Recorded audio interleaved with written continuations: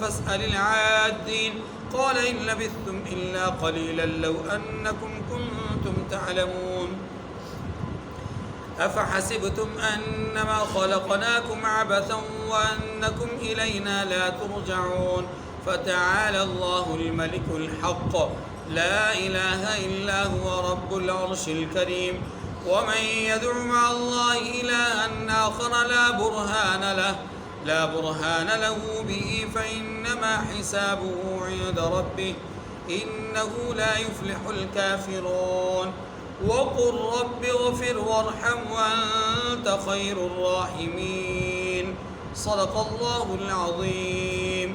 سورۃ المؤمنون کی آخری آیت نمبر 78 سے آیت نمبر 118 تک 40 آیات کریمہ تلاوت ہوئی۔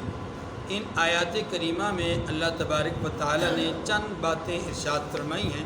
نمبر 1 اپنی ملکیت کو بیان فرمایا، نمبر 2 اپنے تصرف کو بیان فرمایا، نمبر 3 اپنے اختیار اور قدرت کو بیان فرمایا، اور پھر نمبر 4 اپنی دیگر نشانیوں کو اور علامات کو اور مظاہر قدرت کو بیان کر کے نمبر 5 پہ قیامت کے احوال کو کچھ بیان کیا ہے، اور پھر جنتی اور دوزخی لوگوں کا تذکرہ کیا ہے۔ آخر میں تمام انسانوں کو مخاطب کر کے فرمایا کہ کیا تمہیں میں نے عبث اور بیکار پیدا کیا ہے؟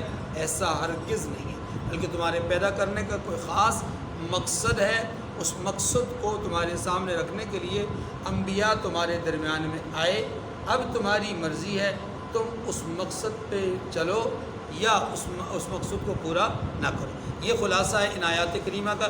دیکھیے فرمایا وَهُوَ الَّذِي أَنشَأَ لَكُمُ السَّمْعَ وَالْأَبْصَارَ وَالْأَفْئِدَةَ قَلِيلًا مَا تَشْكُرُونَ۔ اس آیت کریمہ میں اللہ جل شانہ نے اپنی نعمتوں کو بیان فرمایا۔ فرمایا وہی تو ہے جس نے تمہارے کان اور آنکھیں اور دل بنائے، لیکن تم کم شکر گزاری کرتے ہو۔ اس آیت کریمہ میں 2 باتیں ہو گئیں۔ ایک بات یہ ہوئی اپنی نعمتوں کا ذکر، اور دوسری بات ان نعمتوں کا تقاضا یہ ہے کہ بندہ انہیں استعمال کر کے یہ شکر ادا کرے کس کا؟ اللہ کا۔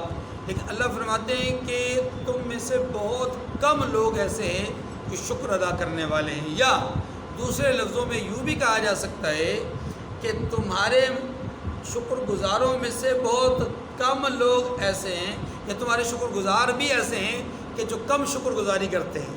پوری طرح شکر گزاری وہ بھی نہیں، یا تو یہ کہ سرے سے شکر گزاری کرنے والے لوگ ہی کم ہیں، یا جو ہیں وہ بھی کم شکر ادا کرتے ہیں۔ ان 3 نعمتوں کو جو یہاں پر بیان کیا، ان میں سے ایک کانوں کی، دوسری آنکھوں کی، اور تیسری دل کی نعمت ہے۔ آنکھ، کان اور دل یہ اعضائے رئیسہ ہے۔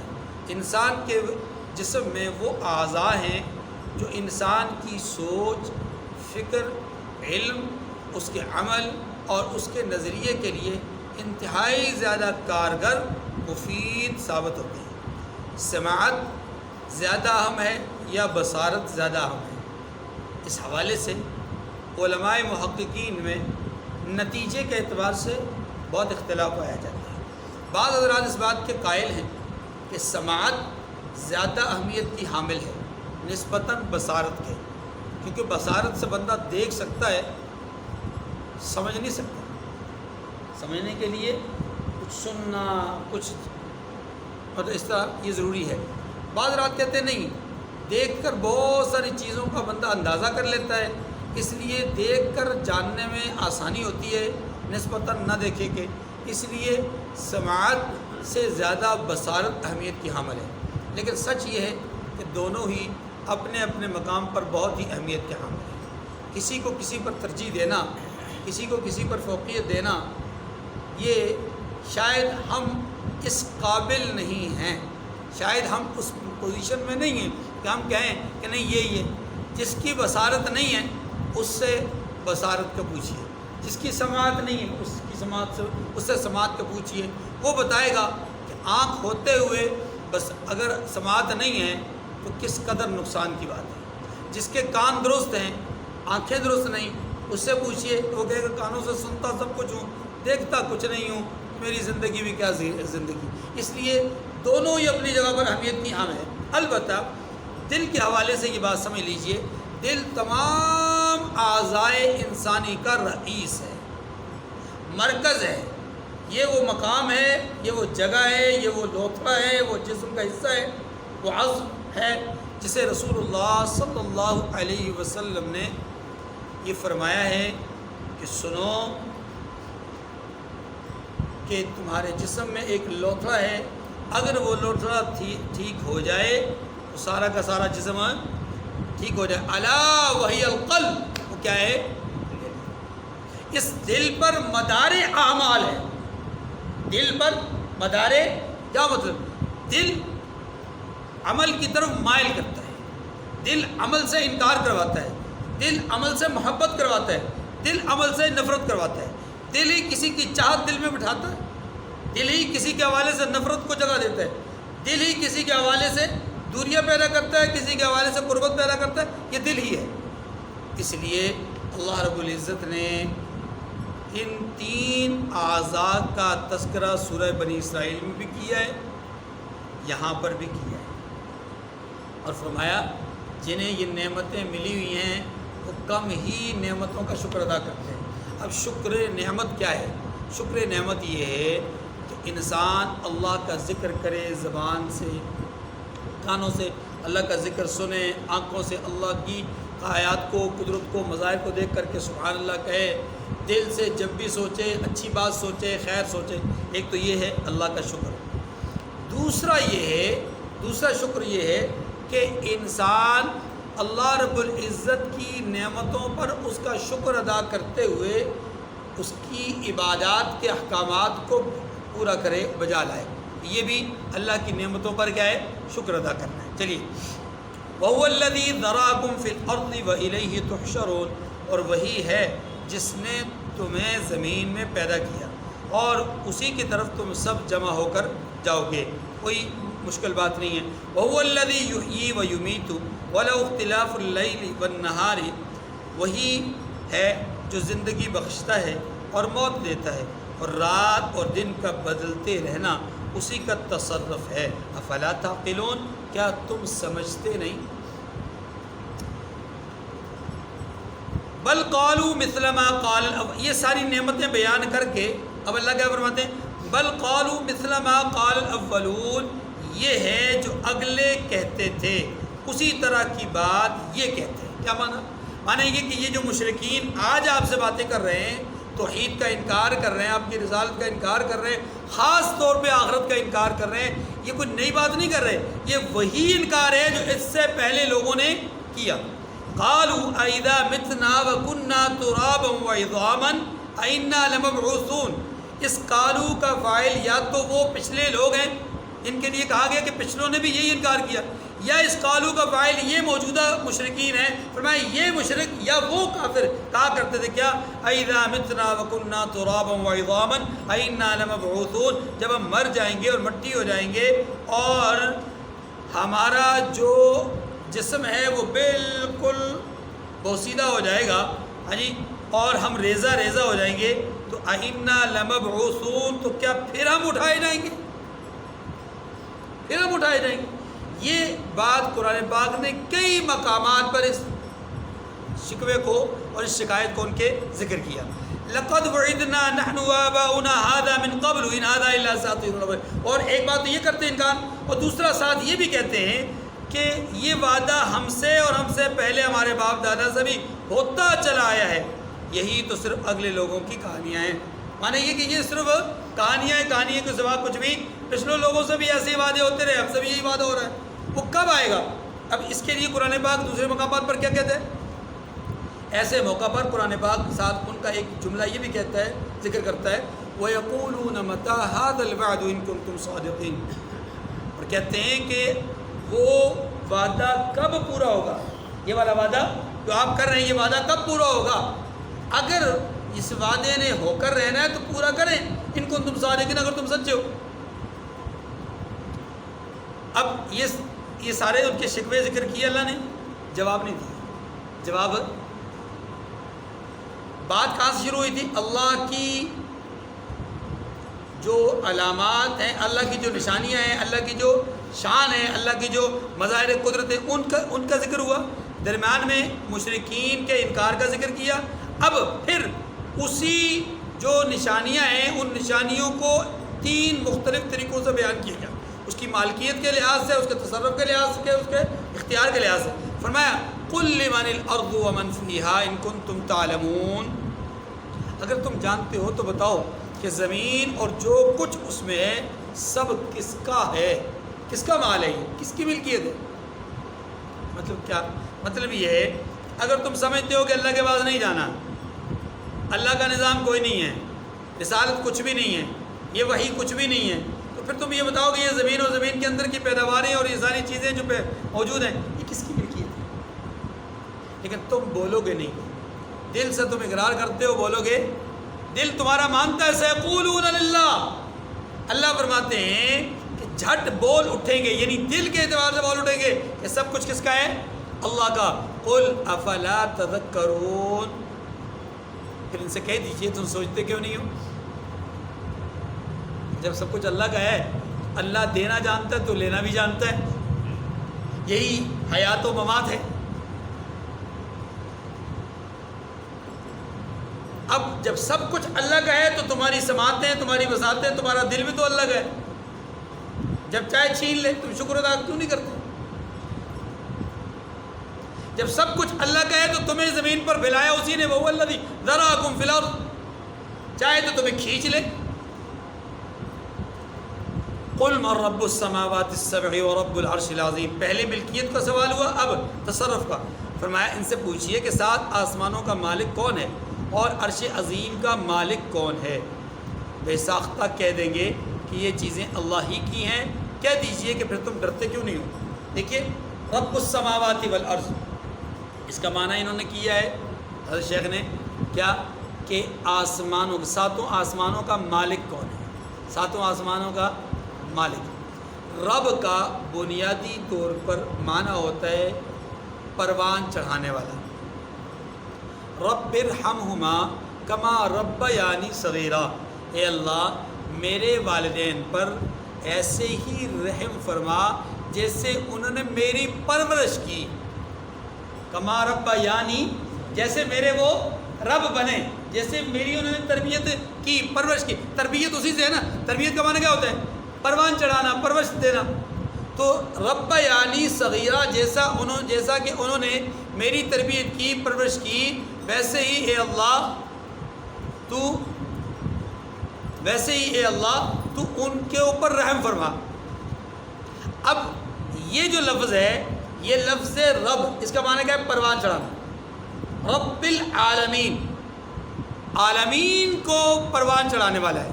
اور پروان کیسے چڑھایا جاتا ہے؟ غبارے میں ہوا کی طرح نہیں کر دیا اور غبارہ پھول گیا، بالتدریج، آہستہ آہستہ چیز کو اس کی ضرورت اور تقاضے کے مطابق بڑھاتے رہنا۔ آپ جانتے ہیں کہ گندم زمین کے اندر بطور بیج پھینکا جاتا ہے، ہل جوتا جاتا ہے، وہ ایک وقت کے بعد پھوٹتا ہے، دانہ پھوٹتا ہے، پھوٹ کر کے پھر اس سے کومپل نکلتی ہے۔ ایسا نہیں کہ وہ نکلتے ذات ہی خوشے دے دیتی ہے اور پکا نہیں، بلکہ وہ ایک پروسیس ہوتا ہے۔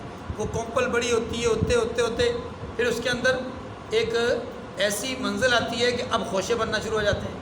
خوشے بھی 1 نہیں، 2 نہیں، 3 نہیں، بعضوں کا 7 بالیاں اس میں بنتی ہیں، اور ہر بالی میں 100 کے قریب دانے ہوتے ہیں۔ اللہ کی شان ہے نا جی۔ ایسے ہی درخت ہے، آپ لگاتے ہیں تو فوراً وہ آسمان کے ساتھ باتیں نہیں کرنا شروع ہو جاتا، سایہ اور پھل نہیں دینا شروع ہو جاتا، بلکہ بدتدریج آہستہ آہستہ پروان چڑھتا ہے۔ ایسے ہی بچہ پیدا ہوتا ہے تو ایسے نہیں کہ فوری طور پہ پیدا ہوا اور ساتھ ہی جو ہے وہ اس کی شادی ہو گئی، نہیں، ایسا نہیں ہے، بلکہ وہ آہستہ آہستہ پروان چڑھتے عمر کا ایک حصہ گزار کے جو ہے اس مرحلے تک پہنچتا ہے کہ جوان ہوتا ہے۔ اللہ رب العزت فرماتے ہیں من رب السماوات السبع ورب العرش العظیم۔ یہ تم چھوٹے چھوٹے جو کھلونے ہو، چھوٹی چھوٹی جو مخلوق ہو، تو کچھ نہیں، ذرا غور تو کرو آسمان کو، آسمان ایک میں نہیں 7، اور پھر یہ 7 آسمان ہی نہیں، 7 آسمانوں کے اوپر عرش عظیم۔ اس کو عرش کو عظیم کیوں کہا؟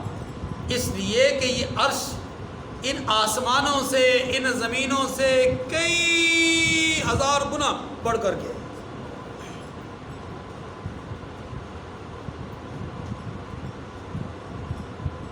13 لاکھ گنا بڑھ کر کے زمین سے یہ سورج بڑا ہے، اور اس سورج سے کئی سیارے بڑے ہیں، ان سیاروں سے آگے کی دنیا، اور پھر اوپر آسمان، اور آسمان کے سامنے یہ کائنات، یہ زمین، یہ ایسے لگتا ہے جیسے ایک نقطہ ہے یا انگوٹھی کا ایک حلقہ ہے، کچھ بھی تو نہیں ہے۔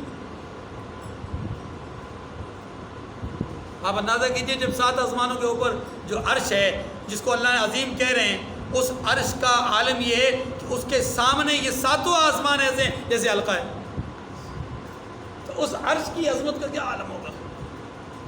اسی لیے اللہ فرماتے ہیں یہ جو اتنی بڑی بڑی مخلوقات میں نے بنا دی ہیں، یہ ایسے نہیں کھلونے کے طور پر، بلکہ ان کو بھی میں نے پروان چڑھایا ہے۔ نہیں تھے، ان کا مادہ تیار کیا، مادہ تیار کرنے کے بعد ان کو سینچا، بغیر ستونوں کے کھڑا کیا، اور ایسا کھڑا کیا کہ ما تری فی خلق الرحمن من تفاوت، تم رب کی بنائی ہوئی کسی چیز میں کوئی کجی نہیں تلاش کر سکتے۔ فرجع البصر، بار بار نگاہیں اٹھا کر دیکھو، کوئی دراڑ نظر نہیں آئی، کہیں سے رنگ پھٹا ہوا نظر نہیں آئے۔ ایسا نہیں ہے کہ یہ ٹوکن والا ہے، یہ بغیر ٹوکن والا ہے، ٹوکن والا جو ہے وہ جلدی خراب ہو جاتا ہے، بغیر ٹوکن والا بھی خراب ہو جاتا ہے۔ آپ دیکھیے تو صحیح، وہاں نہ ٹوکن والا ہے نہ بے ٹوکن ہے، وہاں پر تو قدرتی ہے، اور وہ جب سے آج تک اس کا رنگ نہیں پھیکا پڑا۔ ٹوٹنا پھوٹنا تو بہت ہاں، لیکن جس دن اس کا فیصلہ ہوگا یہ سماء فطرت، آسمان ٹوٹ جائے گا، یہ سماء شقت، آسمان پھٹ جائے گا، ہاں وہ فیصلہ ہے، لیکن وہ جس دن ہے تو ہے، جب تک نہیں تو اس وقت تک کوئی کجی نہیں۔ سیقولون للہ، ان قریب یہ کہیں گے کہ اللہ ہی کی ہیں یہ ساری چیزیں۔ قل، آپ کہہ دیجیے افلا تتقون، پھر تم اللہ سے ڈرتے کیوں نہیں؟ اتنے بڑے آسمان کے نیچے رہتے ہوئے بھی نہیں ڈرتے، نہیں سمجھ میں؟ ٹھیک ہے نا، کوہ طور اللہ نے بنی اسرائیل پر یوں زمین سے اٹھوایا، اٹھوا کر ان کے سروں پہ لا کے کھڑا کر دیا، اور پوچھا اب مانتے ہو کہ نہیں مانتے؟ کہا جی مانتے ہیں۔ ہاں نہیں مانتے تو پہاڑ گرا دیں۔ یہ گویا کہ دیکھیے نا، آپ یہاں سے تو تھوڑا تصور کیجیے کہ اللہ پاک پہلے آسمانوں اور عرش عظیم کی عظمت کو اور ان کے اندر اپنی ربوبیت کو بیان کر رہے ہیں، اور پھر سوال کرتے ہیں کہ بتاؤ یہ کس کا ہے سب کچھ؟ اللہ کا ہے۔ جب اللہ کا ہے تو محبوب ان سے کہو جب سب کچھ اللہ کا ہے، اللہ توڑنے پر بھی قادر ہے، اللہ جوڑنے پر بھی قادر ہے، تو تم اسی کی اس نیل کو چھت کے نیچے رہتے ہوئے بھی تم اس کا انکار کر رہے ہو۔ وہ چاہے تو تمہارے اوپر وہ چھت گرا دے تو بچ جاؤ گے، تمہارا تو کچھ بھی نہیں بچے گا۔ قل من بیدہ ملکوت کل شیء وہو یجیر ولا یجار علیہ ان کنتم تعلمون۔ اس آیت کریمہ میں حکومت کا سوال بھی آپ کہہ سکتے ہیں، اختیارات کا سوال بھی آپ کہہ سکتے ہیں۔ ہاں جی، فرمایا کہ اس آیت کریمہ میں کہا گیا کہ اگر تم جانتے ہو تو بتاؤ کہ وہ کون ہے جس کے ہاتھ میں ہر چیز کی بادشاہی ہے، اور وہ پناہ دیتا ہے، اور اس کے مقابل کوئی پناہ دے نہیں سکتا۔ پناہ دینے والا وہی ہے، اس کے سوا کوئی پناہ نہیں دے سکتا۔ بادشاہت اسی کی ہے، بتاؤ کیا اس کے سوا کوئی اور بادشاہ ہے، یا کون ہے بادشاہ؟ تو جواباً وہ کہیں گے، ان قریب جٹ بول پڑیں گے، کیا کہیں گے؟ اللہ ہی بادشاہ ہے۔ تو پھر اللہ فرماتے ہیں کہ ظالموں جب بادشاہ وہی ہے تو قل فأنا تسحرون، محبوب پھر ان سے کہہ دیجئے کہ کیا تم پر جادو کہاں سے ہو پڑا ہے، کہاں سے تم پر جادو ہوا ہے، یعنی کس جہد سے، کس انداز سے، کس نیت سے آپ پر جادو ہو گیا۔ یہ تو مجنون آدمی ایسا کر سکتا ہے نا کہ جب جانتا بھی ہے کہ یہ بادشاہ ہے اور پھر بادشاہ کے سامنے اوٹ پڑانگ باتیں کریں۔ تصور کیجئے نا تھوڑا سا، کیا کہا جا رہا ہے؟ آسمان و زمین، یعنی اس کائنات میں بادشاہت کس کی ہے، پناہ کون دیتا ہے؟ اس کے سوا کوئی پناہ دینے والا ہے نہیں ہے۔ جب یہ عقیدہ اور یہ نظریہ تمہارا ہے کہ اللہ کے سوا کوئی پناہ نہیں دے سکتا، اللہ ہی بادشاہ ہے، اللہ کے سوا کوئی بادشاہ نہیں ہے، جب یہ سمجھتے ہو تو پھر بادشاہ کی نگاہوں میں تم ہو تو فأنا تسحرون، پھر کیا تم پر جادو ہوا ہے جو تم بادشاہ کے سامنے کھڑے ہو کر کے بے ہودگی کا مظاہرہ کر رہے ہو؟ تمہارے اوپر کوئی جادو ہوا ہے کہ تم بادشاہ کے سامنے کھڑے ہو کر بادشاہ کی توہین کر رہے ہو؟ لیکن کسی بھی صاحب عہدہ آدمی کے سامنے کھڑے ہو کر کے آپ اس کے عہدے کو چیلنج نہیں کر سکتے، آپ اس کے سٹیٹس کو چیلنج نہیں کر سکتے، آج کے دور میں آپ اس کی شخصیت کو کچھ نہیں کہہ سکتے. ایسی آپ کو خطرہ ہے، آپ کو اپنی بیوی کے حوالے سے، اپنے بچوں کے حوالے سے، اپنے خاندان کنبے قبیلے، اپنے مال متاع معاش ہر چیز کے حوالے سے خطرہ ہے. تو یہ رب جسے تم اپنا بادشاہ سمجھتے ہو کہ اس کے سوا بادشاہ کوئی نہیں ہے، پھر اسی بادشاہ کے دربار میں کھڑے ہو کر کے، مطلب اسی کی ملکیت میں کھڑے ہو کر کے، اسی کی رعایا بن کر کے، اسی کی رعیت میں آ کر کے پھر اسی کی مخالفت کر رہے ہو، اسی کو چیلنج کر رہے ہو، اسی کی بے ادبی اور گستاخی کر رہے ہو. یہ تو پھر جادو ہوا. جادو زدہ آدمی ایسا کر سکتا ہے، مجنون اور دیوانہ ہی ایسا کر سکتا ہے. عقل مند آدمی جس کی ذرا بھی یہ کھوپڑی میں کچھ تھوڑا سا دماغ موجود ہو، وہ کبھی اس طرح کی بیہودہ حرکت نہیں کر سکتا. یہی ہے. اب اس انداز میں بات سمجھائیے. چلیے. بل اتیناہم بالحق وانہم لکاذبون. بات یہ ہے کہ ہم نے ان کے پاس حق پہنچا دیا، اور یہ جو بت پرستی کر رہے ہیں، ضد کر رہے ہیں، اناد کر رہے ہیں، دین دشمنی کر رہے ہیں، فرمایا یہ جو کچھ بھی کر رہے ہیں بے شک یہ جھوٹے ہیں. کوئی بھی ہم عمل قدم اتارے یہ سارا کیا ہے؟ جھوٹ پر مبنی ہے. مَتَّخَذَ اللَّهُ مِن وَلَدٍ وَمَا كَانَ مَعَهُ مِنْ إِلَٰهٍ إِذًا لَّذَهَبَ كُلُّ إِلَٰهٍ بِمَا خَلَقَ وَلَعَلَا بَعْضُهُمْ عَلَىٰ بَعْضٍ سُبْحَانَ اللَّهِ عَمَّا يَصِفُونَ. دونوں جہتوں سے اللہ نے انکار کر دیا ہے، شرک سے بھی تشبیہ سے بھی. اللہ شرک سے بھی پاک ہے، اللہ تشبیہ سے بھی پاک ہے. شرک کس کو کہتے ہیں؟ کہ اللہ کی صفات مخلوق میں تصور کرنا، یہ شرک ہے. اور مخلوق والی صفات اللہ میں تصور کرنا، یہ کیا ہے؟ تشبیہ. جیسے اولاد ہونا کس کی صفت ہے؟ مخلوق کی نا. اولاد کس کی ہوتی ہے؟ مخلوق کی ہوتی ہے. اب یہ جو صفت ہے کہ اللہ نے اولاد چنی، یا اللہ کا بیٹا ہے، اللہ کی بیٹی ہے، اللہ کی بیوی ہے، اگر کوئی آدمی یہ تصور کرتا ہے تو گویا اس نے مخلوق والی صفت اللہ میں تصور کی، اور یہ تشبیہ ہے. تشبیہ بھی کفر ہے اور شرک بھی کفر ہے. اللہ نے دونوں کا انکار. مَتَّخَذَ اللَّهُ مِن وَلَدٍ وَمَا كَانَ مَعَهُ مِنْ إِلَٰهٍ. خدا نے نہ تو اپنا کسی کو بیٹا بنایا اور نہ اس کے ساتھ کوئی اور. پہلے تشبیہ کا انکار ہوا، پھر شرک کا انکار ہو گیا. فرمایا ایسا ہوتا تو ہر معبود اپنی اپنی مخلوقات کو لے کر کے چلتا بنتا. اللہ کے ساتھ اگر اور کوئی الہ ہوتے 1 2 3 4 5 تو آخر پارٹنرشپ کب تک چلتی؟ بات سمجھ ہے نا؟ پارٹنرشپ کب تک چلتی؟ سال 2 سال، صدی 2 صدی، 1000 2000 سال. آخر ایک وقت آتا کہ ایک شریک کہتا کہ جناب آپ اپنی مخلوق لیجئے، میں اپنی مخلوق لیتا ہوں، آپ اپنا کام کیجئے، میں اپنا کام کرتا ہوں. بات سمجھ لیں. اللہ پاک نے ایک عام ذہنیت کے مطابق بات کو، فطرت انسانی کے عین مطابق بات کو سمجھایا ہے کہ تم بھی جانتے ہو کہ ایک چیز میں اگر 2 شریک ہوں تو ان کا اتفاق رہ نہیں سکتا. 2 دن 4 دن 5 دن رہے گا، لیکن رہے گا کیونکہ خواہشات الگ الگ ہوتی ہیں، تقاضے الگ الگ ہوتے ہیں، سوچ الگ الگ ہوتی ہے. بس فرمایا اگر ایسا ہوتا کہ اللہ کے ساتھ کوئی معبود ہوتا تو ہر معبود اپنی اپنی مخلوقات کو لے کر چلتا اور ایک دوسرے پر غالب آ جاتا. لیکن سبحان اللہ عما یصفون، یہ لوگ جو کچھ بیان کرتے ہیں اللہ اس سے پاک ہے. عالم الغیب والشہادۃ فتعالی عما یشرکون. وہ پوشیدہ اور ظاہر کو جانتا ہے اور جو اس کے ساتھ شریک کرتے ہیں اس کی شان اس سے اونچی ہے. کیا معنی؟ ظاہر کو بھی جانتا ہے، پوشیدہ کو بھی جانتا ہے، جن چیزوں کو اللہ کے ساتھ شریک بناتے ہیں اللہ ان کو بھی جانتا ہے، یا شرک کرنے والوں کو بھی جانتا ہے، جن کو شریک سمجھا جاتا ہے ان کو بھی اللہ جانتے ہیں. اللہ سب کو جانتے ہیں. اب آپ اللہ اگر کسی کو مہلت دے رہے ہیں تو اس کی طرف سے یہ مہلت دینا یہ ان بندوں کے لیے مزید آزمائش کی گھڑی کو بڑھانا ہے. ایسا نہیں ہے کہ اللہ اس پر طاقت و قدرت نہیں رکھتے کہ وہ کسی سے کوئی بدلہ لے سکے. بدلہ لینا اللہ جانتے ہیں، لیکن بات یہ اللہ مہلت دے رہے، موقع دے رہے کہ شاید لوگ سدھر جائیں، سنور جائیں. قل رب اما ترینی ما یوعدون رب فلا تجعلنی فی القوم الظالمین وانا علی ان نریک ما نعدهم لقادرون. یہ جو 3 آیات کریمہ ابھی میں نے آپ کے سامنے پڑھی ہیں ان آیات کریمہ میں بھی اور اس کے بعد والی آیات کریمہ میں بھی اللہ رب العزت نے اپنے حبیب صلی اللہ علیہ وسلم کو مشرکین کے رویے کے تناظر میں ایک دعا کرنے کا حکم ارشاد فرمایا ہے۔ مشرکین کے برے رویے کے تناظر میں اپنے حبیب صلی اللہ علیہ وسلم کو ایک دعا کرنے کا حکم ارشاد فرمایا ہے۔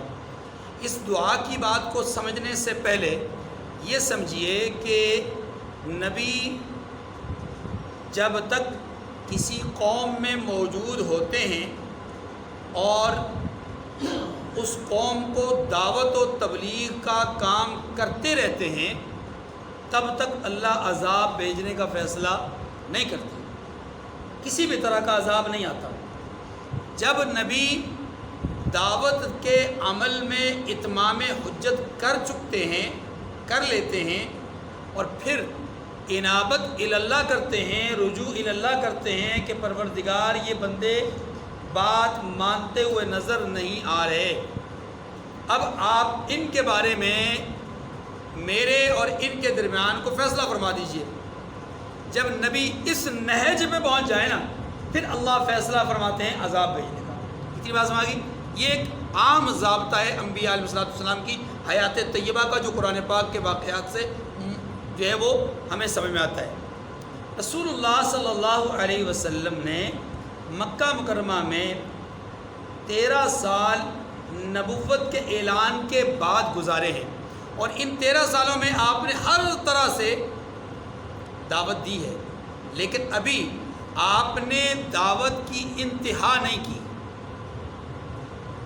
اس سے پہلے ہی مالک نے خود اپنے حبیب کو دعا کرنے کا حکم ارشاد فرما دیا ہے۔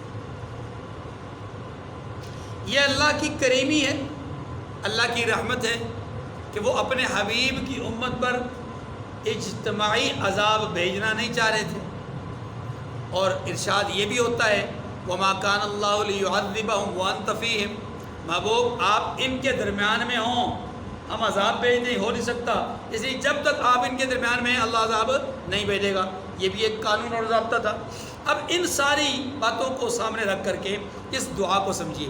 اللہ نے اپنے حبیب صلی اللہ علیہ وسلم سے یوں فرمایا ہے کہ محبوب آپ دعا یوں کیجئے کہ اے اللہ، جو عذاب، جو فیصلہ آپ نے کرنا ہے،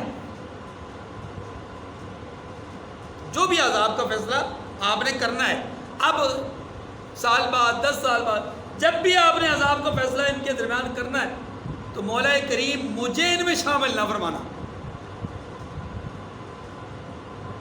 دعا پہ غور کیجیے گا، دعا یہ نہیں ہے کہ آپ یوں دعا کرو کہ اللہ عذاب بھیج، نہیں، دعا یوں کیجئے کہ اے اللہ، جب آپ کی طرف سے کیا وہ وعدہ پورا ہونا ہے وہ عذاب کا، تو اے اللہ اس وقت مجھے اس فتنے اور آزمائش میں مبتلا نہ کرنا، مجھے اس فتنے اور آزمائش سے پہلے نکال دینا۔ اس دعا کو آپ اگر بغور اس کو سمجھنے کی کوشش کریں گے آپ کو 2 پہلو نظر آئیں گے۔ ایک پہلو یہ نظر آئے گا کہ وہ جو اللہ کا کیا وہ وعدہ تھا کہ وَمَا كَانَ اللَّهُ لِيُعَذِّبَهُمْ وَأَنْتَ فِيهِمْ، جب تک آپ ان کے درمیان میں ہوں گے عذاب نہیں بھیجوں گا۔ تو اس دعا میں یہ بھی شامل ہے کہ گویا عذاب تو آئے گا لیکن محبوب نہیں ہوں گے۔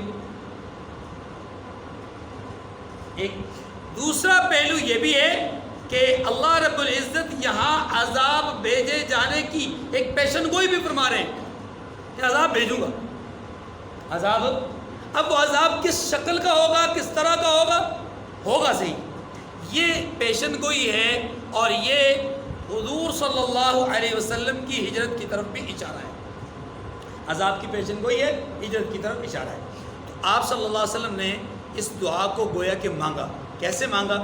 حدیث شریف میں آتا ہے کہ اللہ کے حبیب صلی اللہ علیہ وسلم نے ارشاد فرمایا، دعا کی، اے اللہ، مجھے جب تو اس قوم کو فتنے اور آزمائش میں مبتلا کرے گا، اے اللہ مجھے اس فتنے اور آزمائش سے خلاصی نصیب فرما دے، یعنی کہ میں اس فتنے اور آزمائش میں مبتلا نہ ہوں۔ یہ بہت بڑی دعا ہوتی ہے کہ آپ اپنے لیے یہ دعا مانگیں کہ یا اللہ جو مبتلا عذاب لوگ ہیں یا جن پر عذاب آنا ہے، اے اللہ مجھے ان سے بچانا۔ اگلی آیات کریمہ میں بھی اسی کی طرف اشارہ ہے کہ جب آپ کسی کو مصیبت میں دیکھیں، کسی کو پریشانی میں دیکھیں، یا کوئی عذاب اترتا ہوا دیکھیں، یا کسی عذاب کے آثار دیکھیں، یا کچھ اس کی علامات دیکھیں، یا اس کے اسباب دیکھیں لوگوں کی طرف سے، ان تمام صورتوں میں اللہ کی پناہ ہمیشہ طلب کرتے رہیں۔ اور پناہ الہی، اللہ کی پناہ میں آنا، اللہ کی پناہ کو طلب کرنا، یہ رسول اللہ صلی اللہ علیہ وسلم کا اسوہ حسنہ ہے کہ آپ یہاں تک پناہ مانگتے تھے اللہ کی کہ آپ بیت الخلا قضاء حاجت کے لیے جاتے تو آپ تب بھی اللہ کی پناہ میں اللہم انی اعوذ بک من الخبث والخبائث، اے اللہ میں نر اور مادہ شیاطین سے تیری پناہ میں آتا ہوں۔ کیوں؟ اس لیے کہ حدیث میں آتا ہے کہ جب انسان قضاء حاجت کے لیے جاتا ہے تو شیطان نر ہو یا مادہ وہ انسان کے اعضاء مخصوصہ کے ساتھ شرمگاہ کے ساتھ کھیلتے ہیں۔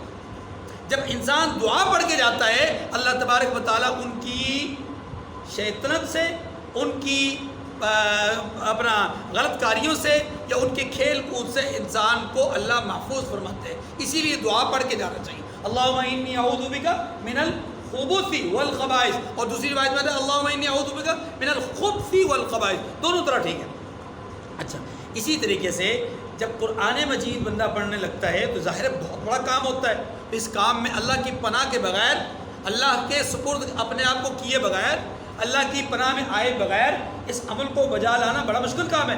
اسی لیے قرآن پاک نے کہا ہے فَإِذَا قَرَأْتَ الْقُرْآنَ فَاسْتَعِذْ بِاللَّهِ، جب آپ قرآن پاک کی تلاوت کریں تو اللہ کی پناہ طلب کیجئے۔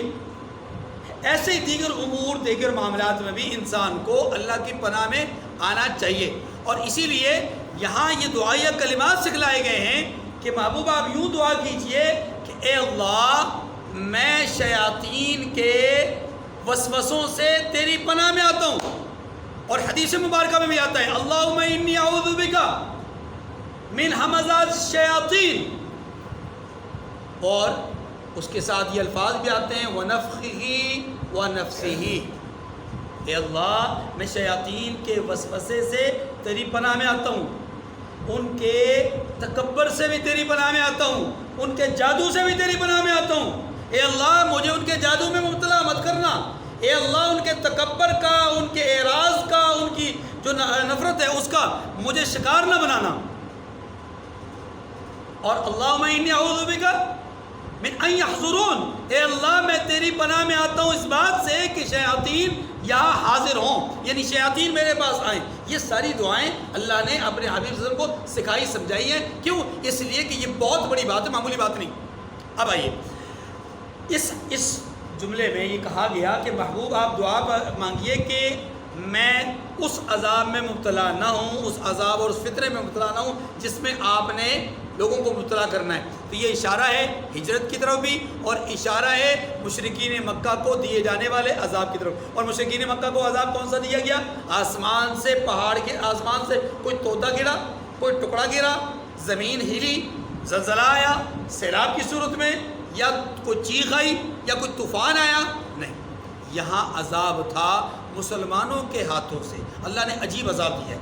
دنیا میں پہلی قوم ہے، تمامی انبیاء کی امتوں میں سے واحد امت ہے جنہیں اللہ نے عذاب وہ دیا جو وہ ظلم کیا کرتے تھے۔ انہوں نے ستایا صحابہ اکرام کو، اللہ نے عذاب صحابہ کے ہاتھوں سے ان کو دیا۔ اللہ نے عذاب صحابہ کے ہاتھوں سے ان کو دیا، اور ایسا پٹوایا ان کو، ایسا پٹوایا کہ یہ بدر میں، احد میں، خندق میں پٹتے پٹتے اس نوبت تک آ گئے کہ 5 سال صرف یہ گزارا کر سکے۔ 6 سال صلح حدیبیہ کے موقع پر ہاتھ جوڑ کر کے معافیا مانگتے ہوئے کہنے لگے کہ اب 10 سال تک معاہدہ کیجئے کہ ہم سیز فائر کریں گے، جنگ نہیں کریں گے۔ یہ ہے عذاب کی ایک شکل، کیونکہ انہیں نظر آ رہا تھا کہ ہم مسلسل پٹتے جا رہے ہیں، ہماری افرادی قوت ختم ہو رہی ہے، معاشی قوت ختم ہو رہی ہے، اور ہمارا سیاسی جو اثر و رسوخ ہے وہ دنیا کے اندر ختم ہوتا جا رہا ہے۔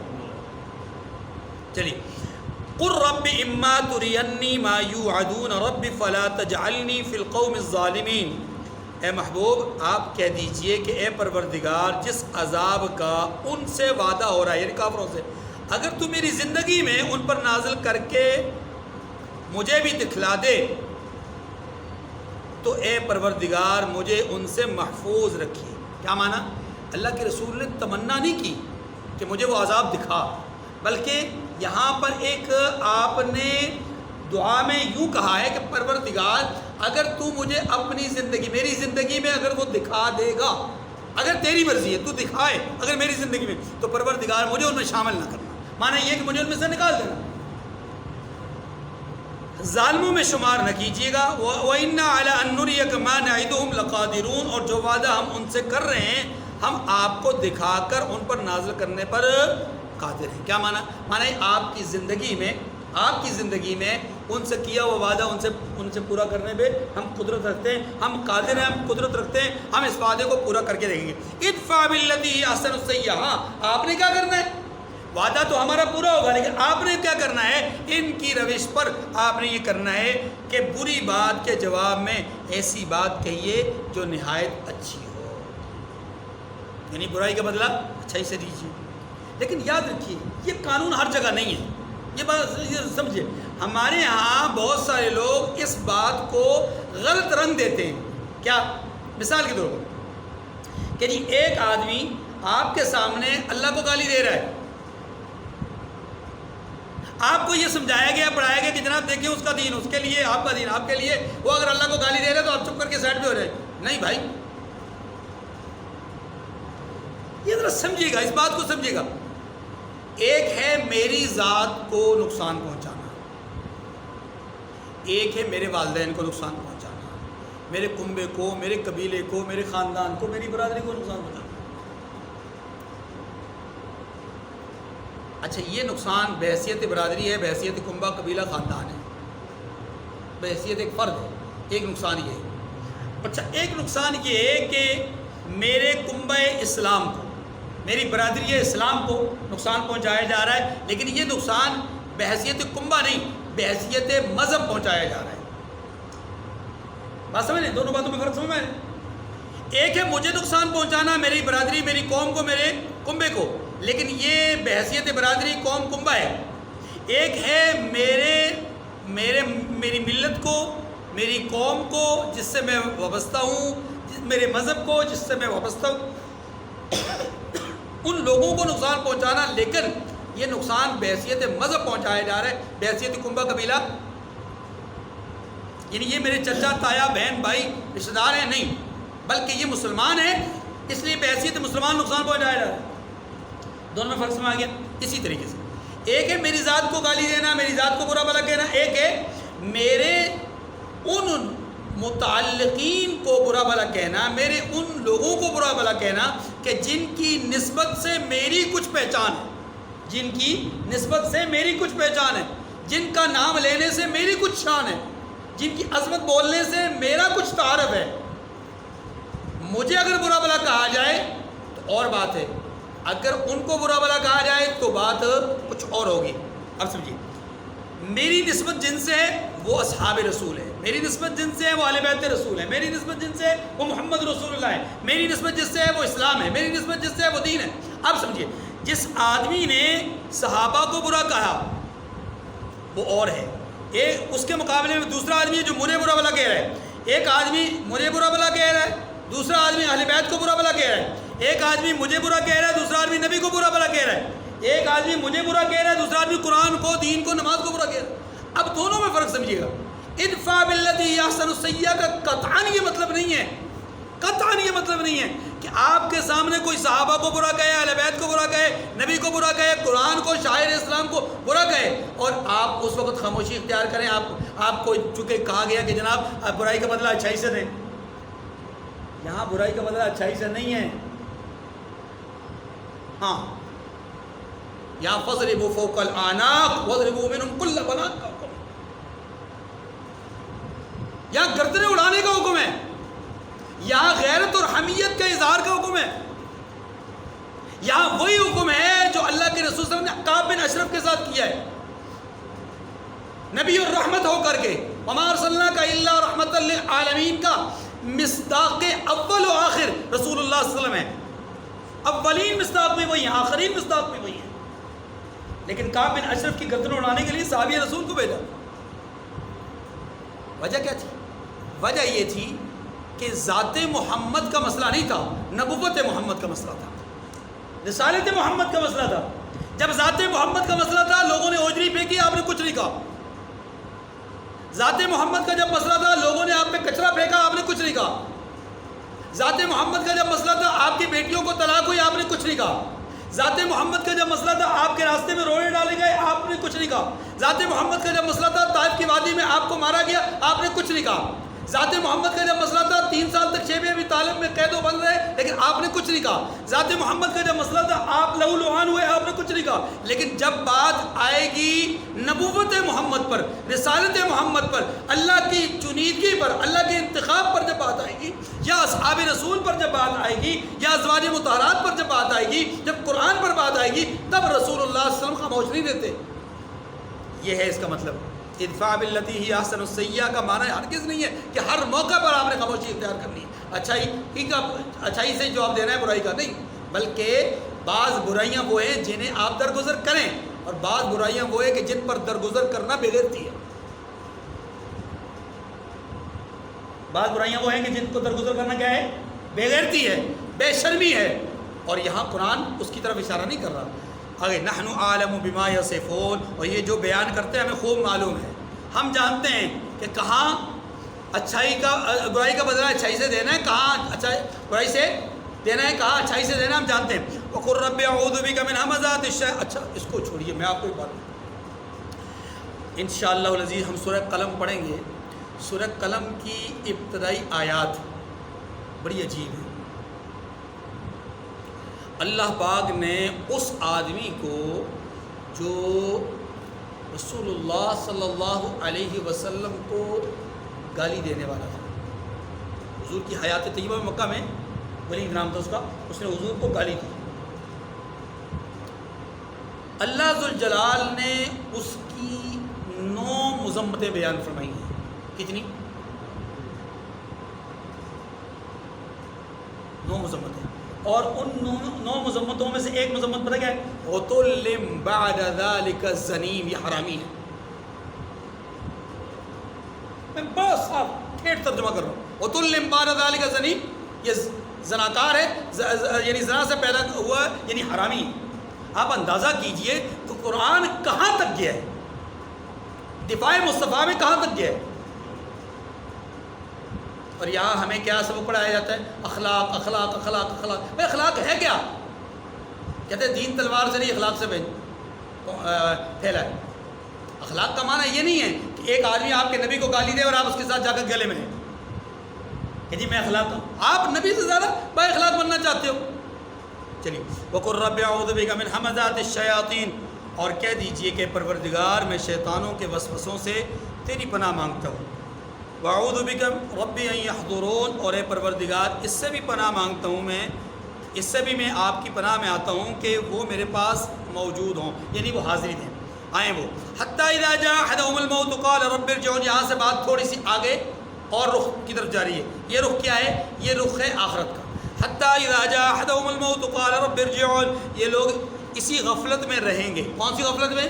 نبوت کا انکار، شیطان کی پیروی، اللہ کی توحید کا انکار، قیامت کا انکار. اسی غفلت میں رہیں گے جو پیچھے باتیں گزری ہیں. اسی غفلت میں رہیں گے یہاں تک کہ جب ان میں سے کسی کے پاس موت آ جائے گی تو وہ شخص کہے گا اے پروردگار مجھے پھر دنیا میں واپس بھیج دے تاکہ میں اس میں جسے چھوڑ آیا ہوں نیک کام کیا کروں. اس میں جسے چھوڑ آیا ہوں اس میں نیک کام. وہ کون سی چیز ہے جس کو یہ چھوڑ کر گیا ہے؟ 2 طرح کی چیزیں. توجہ. نمبر 1، یہ ایمان چھوڑ کے گیا ہے. ایمان ہے کیونکہ یہ کس کا ذکر ہو رہا ہے؟ مشرکین کا نا. مشرکین خالی ہاتھ گئے ہیں، ان کے پاس ایمان ہونا چاہیے تھا، ایمان لے کر نہیں گئے. ایمان لے کر بلکہ کفر لے کر گئے. اب یہ کہنا چاہتے ہیں کہ اللہ تو دنیا میں واپس بھیج، جو چیز میں چھوڑ کر آیا ہوں نا اسے اپنا کر میں نیک عمل کرنا چاہتا ہوں. یعنی ایمان چھوڑ کر آیا ہوں، ایمان اختیار کر کے میں نیک عمل کرنا چاہتا ہوں. دوسری بات دوسری چیز جو یہ چھوڑ کر کے جاتے ہیں، یعنی انسان چھوڑ کے جاتا ہے، وہ سارے انسان چاہے مومن ہو کافر ہو کوئی بھی، وہ ہے مال۔ دنیا کے اندر اللہ فرماتے ہیں کہ میرے دیے ہوئے مال میں سے خرچ کرو، لیکن جو لوگ بخیل ہوتے ہیں، کافر ہوتے ہیں، اللہ کی راہ میں خرچ نہیں کرتے۔ اب آپ سوال کریں گے کہ جناب یہ عیسائی تو بہت زیادہ مشنری کاموں میں خرچ کرتے ہیں، یہ بھی تو اللہ کا راستہ ہے۔ بھائی وہ اللہ کا راستہ سمجھ کے خرچ نہیں کرتے، جس دن انہوں نے اللہ کا راستہ سمجھ کے خرچ کرنا شروع کر دیا اس دن انشاءاللہ ان کو ایمان کی توفیق مل جائے گی۔ سائنسدان جو ہے جتنا مظاہر قدرت کو وہ قریب سے دیکھتا ہے، میں اور آپ نہیں دیکھتے، میں اور آپ کتابوں میں پڑھتے ہیں، میں اور آپ صرف یہاں سے مطالعہ کر کے کچھ حاصل کرتے ہیں، لیکن سائنسدان مظاہر قدرت کو بہت گہرائی سے، بہت عمیق نگاہ سے دیکھتا ہے۔ اتنی قربت سے اس کو دیکھنے کے باوجود وہ اس چیز پر، اس مادے پر غور کرتا ہے، مادہ بنانے والے پر غور نہیں کرتا، سبب پر غور کر رہا ہے، سبب کے مسبب پر غور۔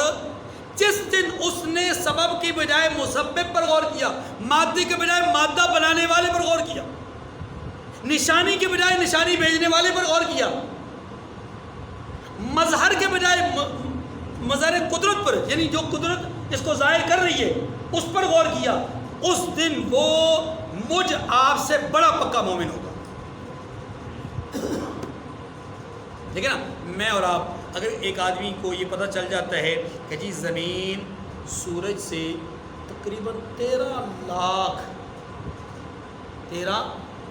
لاکھ میل دور ہے، جب ہمیں پتہ چلتا ہے کہ یہ اتنا دور، تو ہماری آنکھیں پھٹی کی پھٹی رہ جاتی ہیں، مطلب جس آدمی کو پہلے سے پتہ نہ ہو اتنا دور۔ اب ایک آدمی جس کو یہ پتہ ہے کہ زمین کے اندر اللہ تبارک و تعالیٰ کوئی تغیر و تبدل کرتے ہیں تو زلزلہ آتا ہے، صرف اتنا پتہ ہے، وہ صرف اتنا ہی علم رکھتا ہے۔ لیکن جس سائنسدان نے اس پر تحقیق کی، غور کیا، کون سا مادہ کون سے مادے سے ٹکراتا ہے، کب کس مادے کی قربت سے کیا حادثہ پیش آتا ہے، کب کون سے سیارے کا کون سے سیارے کے قریب آنے سے کیا واقعہ رونما آتا ہے، چاند سورج جب زمین کے کس سمت میں جو ہے وہ سامنے آئیں یا مخالف آئیں تو تب جو ہے وہ سورج گرہن ہوتا ہے، چاند گرہن ہوتا ہے، یہ ساری چیزیں جب سائنسدان ان پر غور کرتا ہے تو سائنسدان اور انداز میں غور کرتا ہے۔ میرا آپ کا سوچنا، میرا آپ کا مطالعہ اور ہے، لیکن ہمارے مطالعے کے مقابلے میں اس کا مطالعہ بہت گہرا ہے، اس کا مطالعہ چیزوں کا ہے، ہمارا مطالعہ کتب کا، ان کی بتائی ہوئی باتوں کا ہے۔ جو مشاہدات ہوتے ہیں نا وہ بیان نہیں کیے جا سکتے۔ لیکن ایک واقعہ آپ کے سامنے، آپ کی آنکھوں کے سامنے ایک ایکسیڈنٹ ہوا، ایک ایکسیڈنٹ آپ کی آنکھوں کے سامنے ہوا، آپ جن مطلب چن کر کے الفاظ میں بھی اس کو بیان کرنے کی کوشش کریں گے نا، آپ اس کی کیفیت بیان نہیں کر سکتے۔ وہ جو حادثہ ہے اس حادثے کی کیفیت کو آپ بیان کر نہیں سکتے۔ ایسے ہی میں اور آپ جتنا مرضی علم رکھیں لیکن ہم ان سائنسدانوں کی نگاہوں کے مطابق دیکھی ہوئی حالت کو بیان نہیں کر سکتے، ان کے مشاہدات کو نہیں بیان کر سکتے۔ تو جو آدمی اپنی آنکھوں سے چیزوں کا مشاہدہ کر رہا ہے، قرب سے، عمق سے، گہرائی سے مطالعہ کر رہا ہے، اس آدمی کے علم میں اور میرے آپ کے علم میں فرق ہوگا نا۔ اب اگر وہ آدمی اس چیز کو بنانے والے ذات پر غور کر کے، فکر کر کے اس ذات کی تھوڑی سی معرفت حاصل کر لے کر اس کا تھوڑا سا سمجھ لینا ہمارے بہت زیادہ سمجھ لینے سے زیادہ ہے۔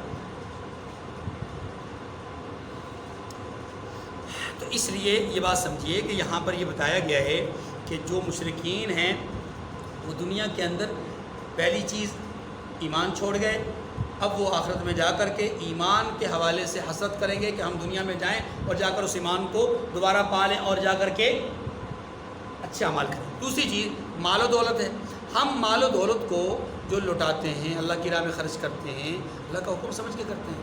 مشرکین کافر اس کو اللہ کا حکم سمجھ کے نہیں کرتے، یہی سے میں نے بات آگے چلائی۔ تو اب سمجھیے کہ مشرک جب دنیا سے جائے گا تو کہے گا اے کاش کہ میں اس اللہ کے دیے ہوئے مال کو اللہ کی راہ میں خرچ کرتا، نمود و نمائش کے لیے یا اپنے کنٹری کے، اپنے ملک کے، اس کے کیا کہتے ہیں اس کو نام کے لیے خرچ نہ کرتا، اپنے نام کے لیے خرچ نہ کرتا۔ تو اب وہ کہے گا کہ اے اللہ تو مجھے دنیا میں بھیج دے تاکہ اس مال کو میں تیری راہ میں خرچ کروں۔ اللہ کیا فرماتے ہیں؟ کلا، ہرگز نہیں، ایسی بات نہیں، ایسا ہو نہیں سکتا۔ اِنَّا کَلِمَةٌ هُوَ قَائِلُهَا، فرمایا کہ یہ ایسی بات ہے کہ وہ اسے زبان سے ہی کہہ رہا ہوگا، زبان سے ہی۔ یہ اللہ نے گویا کہ ایک حقیقت کی طرف اشارہ کیا۔ ایک تو ہو نہیں سکتا ایسے کہ وہ دنیا میں آئے اور ایمان حاصل کرے اور مال کو خرچ کرے، دوسرا یہ بھی کہا جا رہا ہے ساتھ کہ یہ صرف زبان کی حد تک زبانی جمع خرچ ہے. اگر ہم اسے دنیا میں بھیج بھی دیں تو تب بھی یہ ایمان قبول نہیں کرے گا, تب بھی یہ مال اللہ کی راہ میں خرچ ہے. جیسا کہ ابھی 2-3 دن سے ایک ملک نے بڑے بلند و بانگ دعوے کیے کہ ہم پیٹرول دیں گے, ہم یہ بھائی دو نا, آپ سچے ہو, آپ اگر ان کے فیور میں ہو, آپ ان کے مخلص ہو تو دو ذرا. صرف نمود و نمائش کے لیے, زبانی جمع خرچ کرنے کے لیے تو بیانات نہ دو, پوری دنیا میں چرچا کرنے کے لیے کہ جناب ہم سب سے زیادہ محسن ہیں اور ہم سب سے بڑے مومن ہیں. ایسا نہیں ہے. آپ بھیجیے ذرا ایک شمٹ تو بھیجیے, ہاں جی, یا ایک شپ تو بھیجیے ذرا پیٹرول کی, پھر دیکھیں آپ کے ساتھ ہوتا کیا ہے. آپ کو بھی پتہ ہے ہمارے ساتھ جو ہونا ہے, اس لیے آپ بھیجیں گے نہیں اور صرف بیانات کر رہے ہیں, جمع خرچ, زبانی جمع خرچ کر رہے ہیں. سچے تو بھیج کے دیکھیں. اللہ اکبر. وَمِن وَرَائِهِمْ بَرْزَخٌ إِلَىٰ يَوْمِ يُبْعَثُونَ, اور ان کے پیچھے برزخ ہے جہاں وہ اس دن تک کہ دوبارہ اٹھائے جائیں گے رہیں گے. یعنی دوبارہ اٹھائے جانے کے دن تک وہ وہاں رہیں گے. کہاں؟ برزخ. برزخ کون سی زندگی؟ دیکھیے, ایک جہان یہ ہے جس کو ہم عالم دنیا کہتے ہیں, ایک جہان وہ ہے جو اس موت کے بعد کا جہان ہے, اس کو عالم برزخ کہتے ہیں. ایک جہان وہ ہے کہ جو موت کے بعد دوسرے دفعہ جب سور پھونکا جائے گا اس وقت انسان اٹھیں گے اور ایک جگہ پہ جمع ہوں گے, اس کو عالم محشر کہتے ہیں. عالم. اور پھر ایک عالم آخرت ہے جو اس سارے منظر نامے پر بولا جاتا ہے. اس میں محشر بھی ہے, اس میں جنت جہنم بھی ہے, اس میں فیصلے بھی ہیں, اس میں پل صراط سے گزرنا بھی ہے, سارے معاملات ہیں. ٹھیک ہے. تو عالم محشر کو الگ عالم بھی کہا جاتا ہے, اور بعض اوقات اس کو عالم آخرت میں ہی ضم کر کے سمجھا جاتا ہے کہ عالم آخرت. تو 3 عالم ہیں, یعنی اس طرح انسانی زندگی حیات کے اعتبار سے ایک عالم دنیا ہے, عالم برزخ ہے, اور ایک عالم آخرت ہے. فرمایا کہ وَفَإِذَا نُفِخَ فِي الصُّورِ فَلَا أَنْسَابَ بَيْنَهُمْ يَوْمَئِذٍ وَلَا يَتَسَاءَلُونَ. پھر جب سور پھونکا جائے گا تو نہ ان میں قرابتیں ہوں گی اور نہ ایک دوسرے کو پوچھیں گے. کیا مطلب؟ مطلب یہ ہے کہ جب سور پھونکا جائے گا, میری طرف غور کیجیے, اس سے مراد سور ثانی ہے, دوسرا سور. سور کیا ہے؟ ایک صحابی نے پوچھا کہ یا رسول اللہ یہ سور کیا ہے؟ اللہ کے رسول صلی اللہ علیہ وسلم نے فرمایا کہ ایک فرشتہ ہے جس کے پاس ایک ایسی چیز پکڑی ہوئی ہے کہ جس کا ایک طرف جو ہے وہ کنارہ بہت باریک ہے اور دوسری طرف کا کنارہ بہت وسیع ہے. اور بعض روایات میں یہاں تک آتا ہے کہ وہ اتنا وسیع و عریض ہے, اتنا وسیع و عریض ہے کہ جیسے زمین و آسمان کے درمیان کا حصہ, اتنا بڑا, یعنی چھوٹی چیز نہیں, بہت بڑی چیز ہے. اس کو فرشتے نے تھاما ہوا ہے, اب اللہ کے حکم کا منتظر ہے, ہمیشہ اس نے منہ کے پاس رکھا ہوا ہے, اور جیسے ہی اللہ کا حکم ہوگا ویسے ہی اس نے سور, یعنی اس میں کیا ہے, پھونک مارنی ہے. فرشتے نے کیا کرنی ہے, اس پھونک کا اثر کیا ہوگا؟ پہلی دفعہ جب پھونک مارے گا فرشتہ تو اثر یہ ہوگا کہ زمین کے اندر آہستہ آہستہ آہستہ آہستہ تھر تھراہٹ پیدا ہوگی, اور یہ بڑھتی جائے گی یہاں تک کہ زمین تہس نہس ہو جائے گی. پہاڑ روئی کے گالوں کے مانند اڑنا شروع ہو جائیں گے, آسمان گر جائے گا, زمین پھٹ جائے گی. یہ سارے کے سارے معاملات کیا ہوں گے کہ اس پہلی دفعہ کے سور پھونکنے سے ہوں گے. یعنی آپ اس آواز کو صرف آواز نہ سمجھیے, یہ ایک بہت بڑا دھماکہ ہے, بہت بڑا دھماکہ, اتنا بڑا دھماکہ ہے کہ پوری کائنات ریزہ ریزہ ہو جائے گی. یہ السماء انشقت, اذا السماء انفطرت, اذا الشمس كورت. ہاں جی, یہ ساری کی ساری آیات انہی کے حوالے سے, الحاقۃ ما الحاقۃ وما ادراک ما الحاقۃ, پہلی صورت میں ہی. اچھا دوسری صورت میں کیا ہوگا؟ دوسری دفعہ, اچھا پہلے اور دوسرے کے درمیان فرق کتنا ہوگا؟ 40 سال کا فرق. کتنے؟ 40 سال کا فرق ہے. پہلا سور پھونکا جائے گا, عالم سارا کا سارا فنا ہونے کے بعد 40 سال گزریں گے, 40 سال کے بعد گزرنے کے بعد پھر ایک سور پھونکا جائے گا, اور وہ سور اتنا کربناک ہوگا, اتنا خوفناک ہوگا کہ وہ جو صورتیں, وہ جو مورتیں, وہ جو جسم, وہ جو میتیں جہاں کہیں بھی ہیں, جس طرح بھی جس حالت میں بھی ہیں, وہ خوفناک کیفیت میں جڑ جائیں گی, اور جڑ کر کے یہ اٹھیں گے, اور ایک آواز دینے والا آواز دے گا کہ اپنے رب کی طرف دوڑ چلو. پھر سارے کے سارے لوگ اس آواز کی طرف دوڑیں گے, اور وہ آواز کہاں ہوگی؟ محشر کے میدان سے آئے گی. لوگ اس طرف دوڑیں گے اور وہاں جمع ہوں گے, اور وہاں جمع ہو کر کے محشر کا میدان سجے گا. اب میدان سجنے کے بعد یہ بات سمجھیے کہ اللہ قرآن میں کہتے ہیں اس جگہ پر کہ وہاں کوئی نسب, کوئی قرابت داری, کوئی مطلب نہیں چلے گی, بلکہ لوگ ایک دوسرے کے حال احوال بھی نہیں پوچھیں گے, لوگ ایک دوسرے کو پوچھیں گے ہی نہیں. معنی یہ کہ ہر ایک دوسرے سے بے نیاز ہوگا. یہ سوال, حالانکہ قرآن پاک میں سورۃ طور کے اندر ایک اور آیت ہے, وَأَقْبَلَ بَعْضُهُمْ علی بعض یتسالون، کہ قیامت کے دن بعض لوگوں سے پوچھیں گے. یہاں قرآن کہتے ہیں نہیں پوچھیں گے، وہاں قرآن کہتے ہیں پوچھیں گے. یہاں قرآن کہتے ہیں حال احوال نہیں جانیں گے، وہاں قرآن کہتے ہیں حال احوال جانیں گے. تو دونوں میں تضاد ہو گیا. تو جواب اس کا یہ ہے، دیکھیے یہ جو آخرت کا جو منظر نامہ ہے نا، یہ کوئی ایک سیکنڈ کا منظر نامہ نہیں ہے، ایک دن یا ایک ساتھ کا منظر نامہ نہیں ہے. یہاں تو بہت سارے واقعات، بہت سارے حالات، بہت سارے جو ہے وہ معاملات ہونے ہیں، اور ان معاملات میں سے ہر معاملے کی کیفیت الگ الگ ہے. ابتدائی طور پہ لوگ بالکل بغیر لباس کے ہوں گے، پھر لباس بھی پہنایا جائے گا. ابتدائی طور پہ لوگ ایک دوسرے کو جانیں گے نہیں، جیسا کہ یہاں آ رہا ہے، لیکن بعد میں جانیں گے بھی. ابتدائی طور پہ لوگ ایک دوسرے کے ساتھ کوئی فیور نہیں کریں گے، بعد میں ایسا بھی ہوگا کہ کچھ لوگوں کی فیور میں آئیں گے. جیسے وہ صحیح حدیث میں آتا ہے، ایک آدمی کے پاس 99 اجر ہوں گے، ایک گناہ ہوگا، اس کو ایک نیکی کی ضرورت ہوگی. اللہ کی طرف سے فیصلہ ہوگا کہ جا تو ایک نیکی کہیں سے ڈھونڈ کر لیا، میں تجھے جنت میں بھیج دیتا ہوں. وہ مارا پھرتا رہے گا، باپ کے باپ، بھائی کے باپ، بیٹے لوگوں کے پاس چلتا رہے گا، لیکن اسے وہ نیکی نہیں ملے گی. آخر کار ایک آدمی ملے گا جس کے پاس 99 گناہ، ایک ہی نیکی ہوگی. وہ کہے گا جب 99 نیکی والے کا حال برا ہے تو مجھ ایک نیکی والے کا کیا بنے گا؟ وہ کہے گا اچھا بھائی یہ مجھ سے ایک نیکی لے لے اور میری طرف سے تو جا جنت میں. ہاں جی میں نے تو جانا ہی نہیں ہے، تو جا. اب وہ بندہ جب لے کر آئے گا، اللہ سب کچھ جاننے کے باوجود پوچھیں گے میرے بندے کہاں سے لے کر آئے؟ فلاں سے لے کر آئے. اس کو بھی بلاؤ، جو بلایا گیا میں خلاصہ اس کو بھی بلایا جائے گا. جب وہ بلایا اپنا آئے گا، اللہ کہیں گے میرے بندے تو نے کیوں دی ایک نیکی؟ یہاں تو ایک نیکی کے لوگ ترس رہے ہیں، تو نے ایک نیکی کیوں دی؟ یا اللہ جب 99 نیکی والا پھنسا ہوا ہے تو میں ایک نیکی والا کیا کروں گا؟ اللہ فرمائیں گے جا تو بھی جنت میں، بھی جنت. صحیح حدیث میں آتا ہے.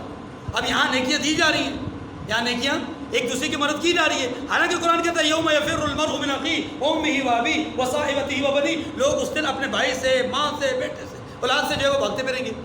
تو کیفیتیں الگ الگ ہیں. تو یاد رکھیے سورہ طور میں جو کہا گیا کہ بعض لوگوں سے پوچھیں گے، وہ اور منظر ہے، یہاں اور منظر بیان کیا ہے. الکریم اما بعد، اعوذ باللہ من الشیطان الرجیم، بسم اللہ الرحمن الرحیم.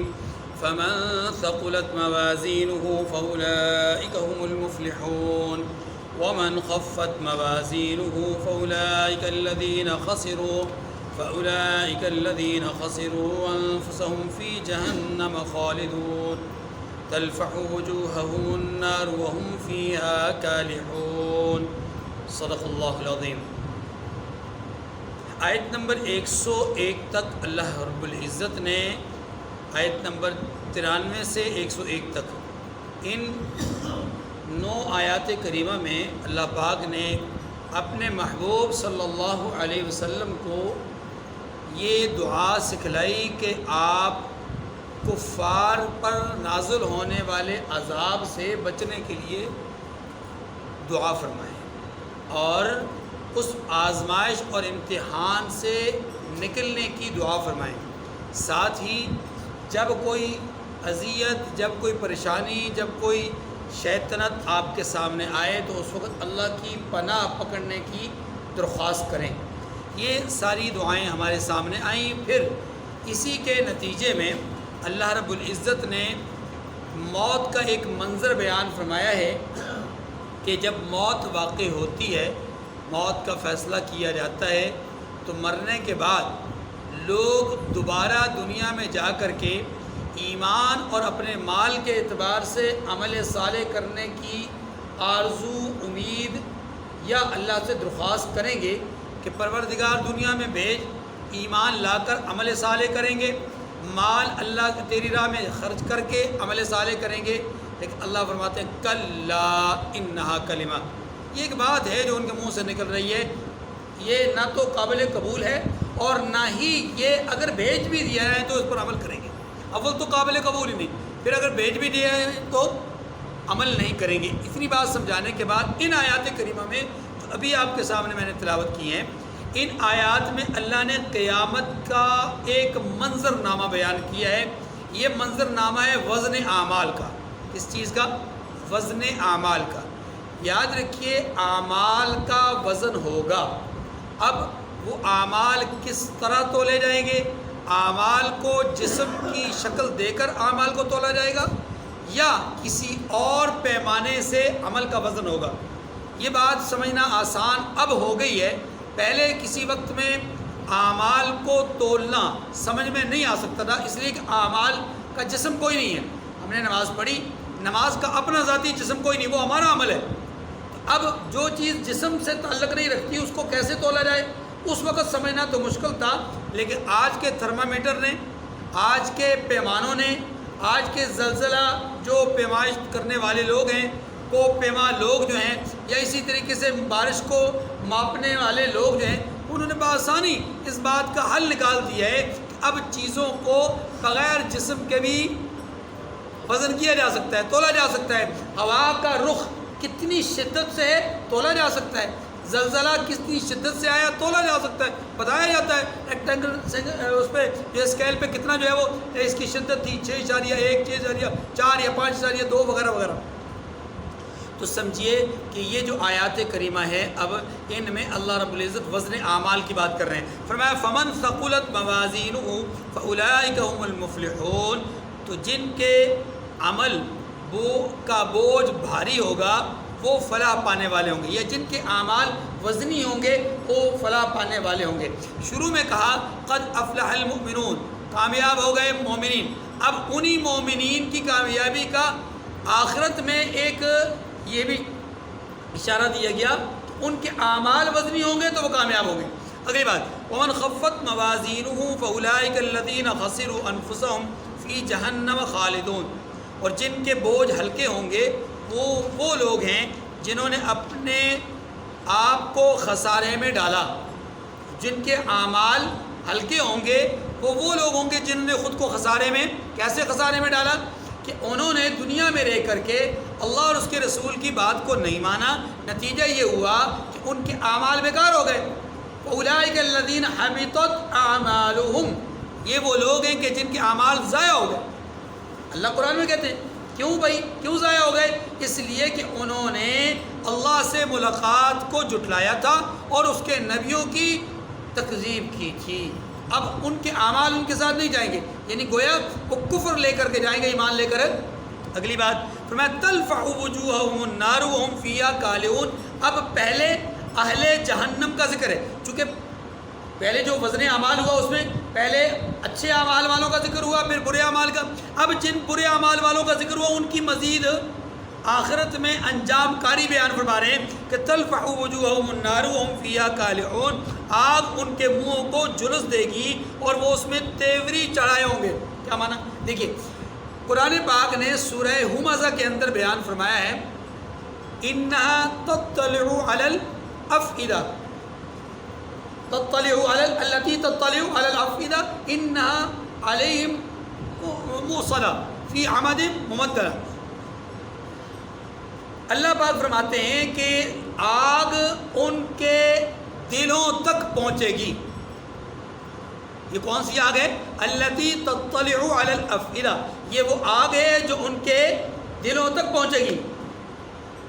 یہ ان کے دل یہ خود قیامت کے دن اس آگ میں بندھے ہوئے ہوں گے. انہا علیہم موصلہ فی عمد ممددہ. اللہ تبارک و تعالیٰ فرماتے ہیں کہ یہ اس آگ میں بندھے ہوئے ہوں گے ستونوں کے ساتھ، اور وہ آگ ان کے دلوں تک پہنچ رہی ہوگی. معنی یہ کہ اس کا ڈائریکٹ وار ان کے دل پر ہوگا. اور اس آگ میں کلما نضجت جلودہم بدلناہم جلودا غیرہا.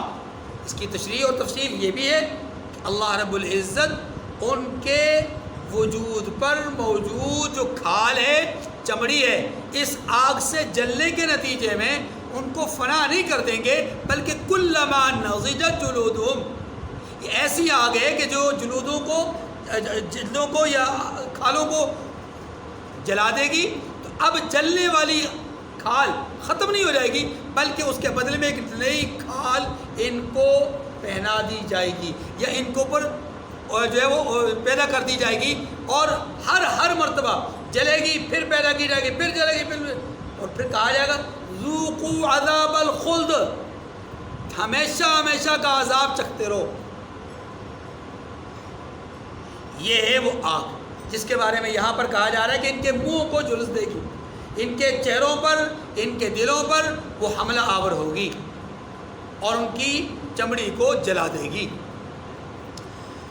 الم تکن آیاتی تتلا علیکم فکنتم بہا تکذبون، کیا تمہیں میری آیتیں پڑھ کر نہیں سنائی جاتی تھی؟ یعنی جیسے جیسے عذاب دیا جائے گا ویسے ویسے داروغہ جہنم اوپر سے آواز دے گا کہ کیا تمہیں اللہ کی آیات پڑھ کر نہیں سنائی جاتی تھی؟ یا اس کا معنی یہ ہے کہ جب ان کا وزن اعمال ہوگا، بات وزن اعمال کی طرف جائے گی، وزن اعمال ہوگا، ان کا عمل ہلکا ہوگا، وزن ان کا ہلکا ہوگا، اس وقت ان سے کہا جائے گا کہ دیکھو تمہیں دنیا میں ہماری آیات پڑھ کر نہ سنائی جاتی تھی۔ اس وقت یہ شرمندہ ہوں گے۔ فرمایا الم تکن آیاتی تتلا علیکم فکنتم بہا تکذبون، کیا تمہیں میری آیتیں پڑھ کر نہیں سنائی جاتی تھی؟ نہیں، تم ان کو سنتے تھے اور جھٹلاتے تھے۔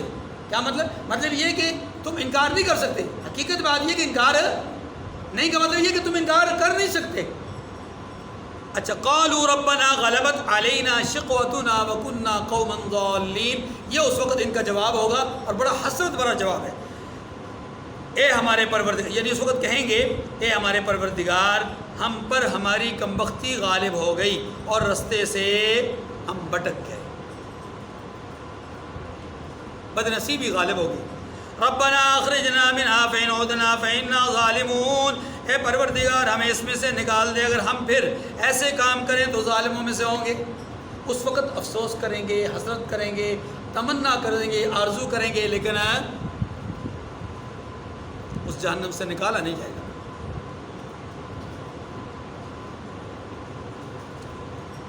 قال اخسئوا فيها ولا تكلمون، اللہ پاک کی طرف سے ڈانٹ کر جواب آئے گا، اسی میں ذلت کے ساتھ پڑے رہو۔ حدیث میں آتا ہے کہ یہ 1000 سال تک فریاد کرتے رہیں گے، اللہ کو پکارتے رہیں گے، گڑ گڑاتے رہیں گے 1000 سال تک، ہماری دنیاوی اعتبار سے 1000 سال کے بعد اللہ کی طرف سے یہ جواب آئے گا، قال اخسئوا فيها ولا تكلمون، چلو اس عذاب میں اب بات نہیں کرنا۔ اندازہ کیجیے 1000 سال تک۔ اب اس کو ذرا یوں سمجھیے کہ ہر روز اللہ اپنی رحمت تامہ کے ساتھ آسمان دنیا پر تشریف لاتے ہیں، اور رات کے آخری پہر میں اس کی طرف سے یہ منادی پکارتا ہے کوئی مجھ سے بخشش طلب کرنے والا، مغفرت طلب کرنے والا، اپنی بوجھ کو ہلکا کروانے والا، اولاد مانگنے والا، مصیبتوں سے خلاصی اور چھٹکارا پانے والا، قید سے نجات پانے والا ہے، کوئی مجھ سے رزق مانگنے والا ہے، مجھ سے کوئی عافیت اور سلامتی مانگنے والا، اس طرح کی بے شمار باتیں، یعنی خیر طلب کرنے والا، شر کو دور سے دور کروانے والا، خود کو دور سے دور کروانے والا کوئی ہے جو اللہ سے مانگے؟ ہر روز اللہ، لیکن بندے نہیں سنتے، بندے سنتے نہیں۔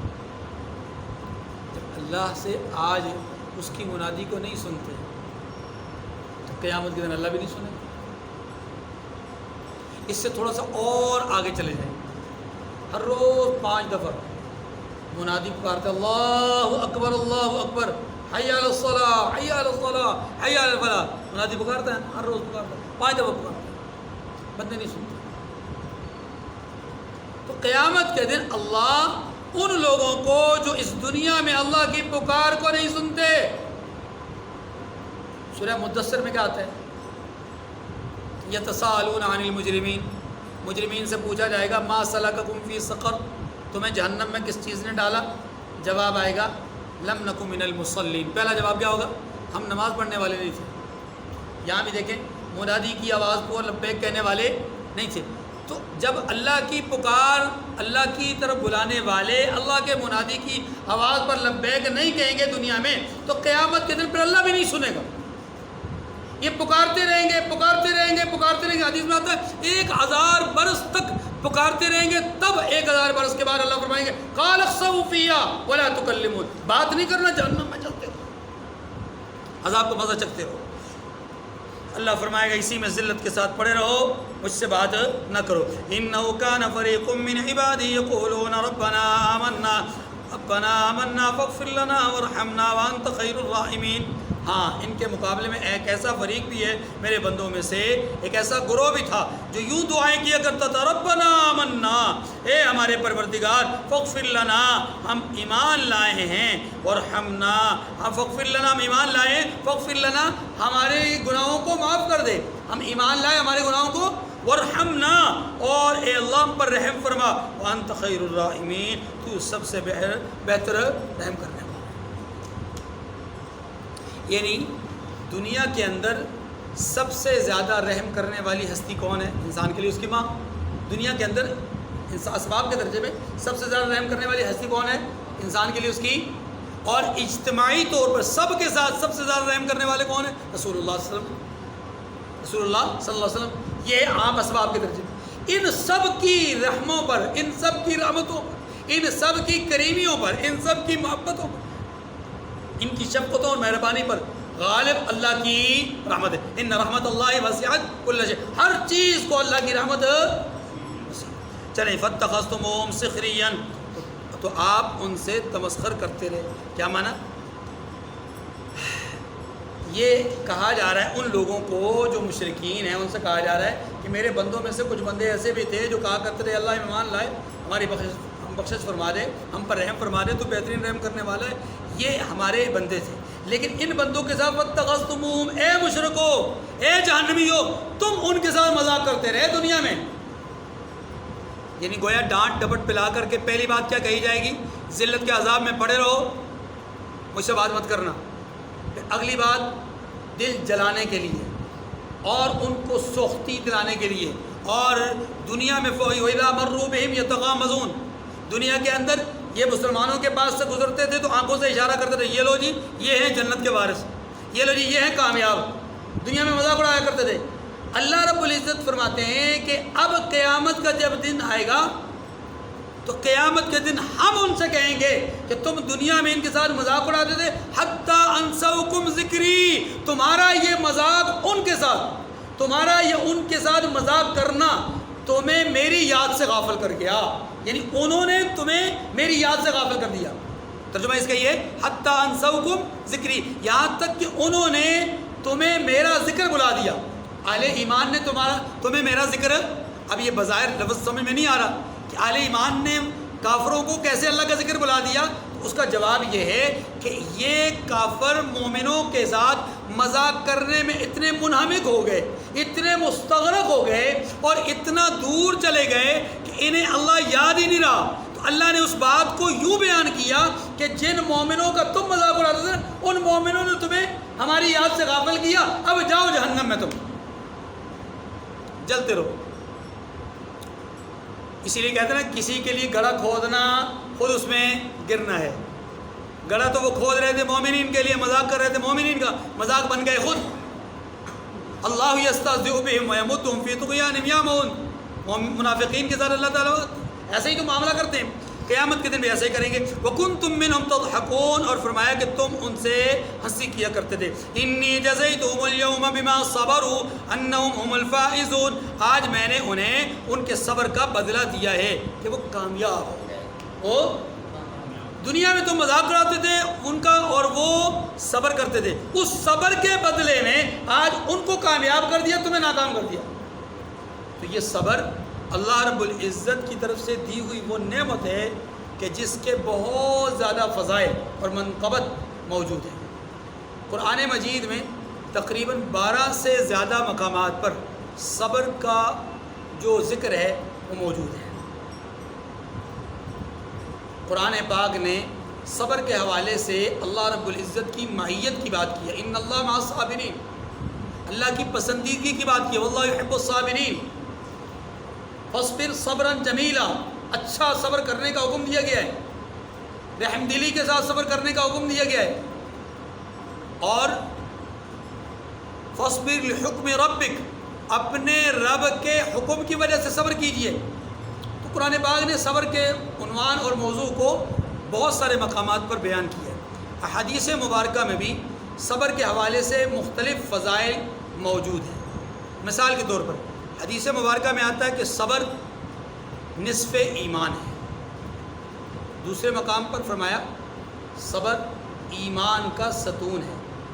ایک موقع پر فرمایا کہ صبر بہترین سواری ہے، ایک موقع پر ارشاد فرمایا صبر مومن کا ہتھیار ہے، ایک اور جگہ پر اللہ کے رسول نے فرمایا کہ صبر کرنے والے کو اللہ جنت میں بغیر حساب کے داخل کریں گے، ایک اور موقع پر فرمایا کہ صبر کرنے والے کو قیامت کے دن محمد صلی اللہ علیہ وسلم کی شفاعت نصیب ہوگی۔ مصیبت پر صبر کرنے والا اللہ کے ہاں ایسا ہے گویا عبادت کر رہا ہے۔